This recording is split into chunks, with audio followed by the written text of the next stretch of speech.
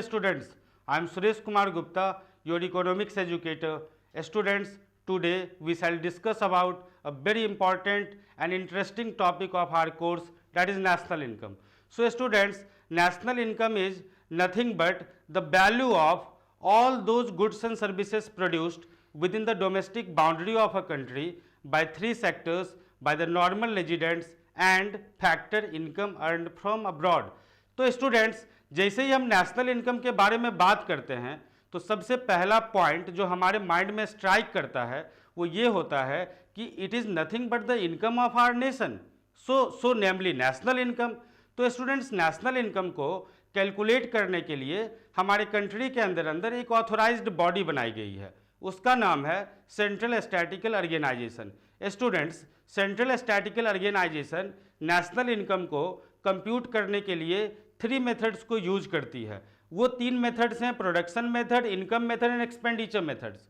So students, यदि हम production method को समझेंगे तो प्रोडक्शन मेथड हमारे को ये बताता है कि हमारी कंट्री के अंदर जो भी गुड्स और सर्विसेज प्रोड्यूस हो रही है, चाहे प्राइमरी सेक्टर्स जो कुछ भी प्रोड्यूस कर रहे हों, सेकेंडरी सेक्टर्स जो कुछ भी प्रोड्यूस कर रहे हों, और सर्विस सेक्टर या टर्शियरी सेक्टर जो कुछ भी प्रोड्यूस कर रहे हों, उनका सम टोटल कर देने से एक लेम वर्ड में, सिंपल वर्ड्स में हमें नेशनल इनकम की वैल्यू मिल जानी चाहिए। उसी तरीके से स्टूडेंट्स, यदि हम इनकम मेथड की बात करें तो इनकम मेथड हमारे को ये बताता है कि हमारी कंट्री में रहने वाले जो भी लोग हैं, all those people who are residing in our country,